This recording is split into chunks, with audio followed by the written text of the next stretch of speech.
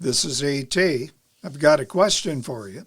What is more threatening to, say, an apple, an insect, or internal rot? Well, a herbicide will kill the moth and thus leave the fruit pretty much intact. But a rotting apple, well, it has no defense. We have to discard it. This is Antonio Gramsci. He's been dead since 1937. That was after his release from prison in Mussolini's Italy.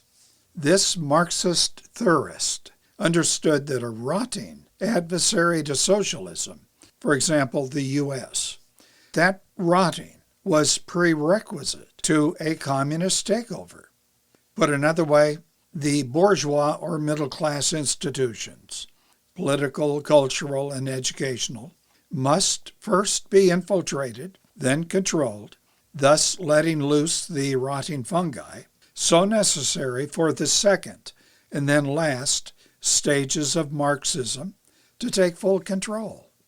Disciples of Gramsci focus on not workers, but the intelligentsia, whose job must be to challenge the understanding among bourgeois, middle class, of Western civilization in order to undermine the eternal verities or truths regarding family, the roles of male and female, our understanding of equality, politics, religion, undermining them to such a degree that the bourgeoisie, the middle class, accept that Marxist ideal whereby all will behave according to the following dictum: from each according to his ability, to each according to his need. In other words, all of the world's creative, productive people will voluntarily give whatever they have for consumption by the world's needy.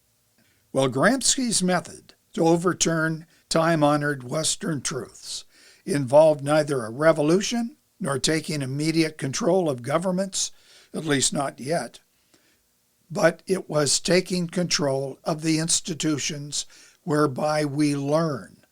It means the press, TV networks, radio, music, the school boards, colleges, universities, taking over law enforcement agencies, in particular the Office of District Attorney, taking over the think tanks, the filmmakers, any and all institutions capable of altering our long-held religious, cultural, social beliefs that for centuries furnished the social glue that held peoples together in civil society.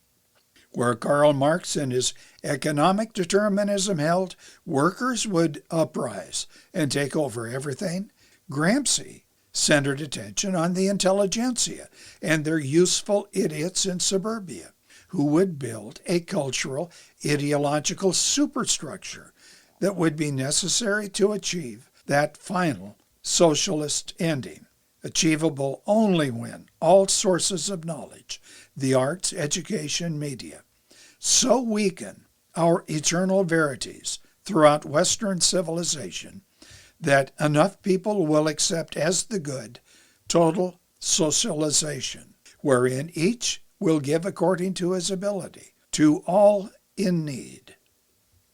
Gramsci's idea of ending what he called ideological hegemony of the capitalist class, well, it's been successful in its attacks on family and clan, churches, synagogues, mosques, the education business, simple law and order. Now, the simple question, seldom asked by the dominant institutions of information, is who is responsible for this super-revolutionary movement? In other words, what disciples of Gramsci possess the urge, the money, the worldwide influence to, in effect, brainwash the culture of Western civilization? Now, some men, for instance, this guy, come to mind. They pour money into various institutions and campaigns intended to implement Gramsci's plan. But as important as who is responsible is how should we combat the cultural social rot that is the result of Gramsci's and his disciples' influence.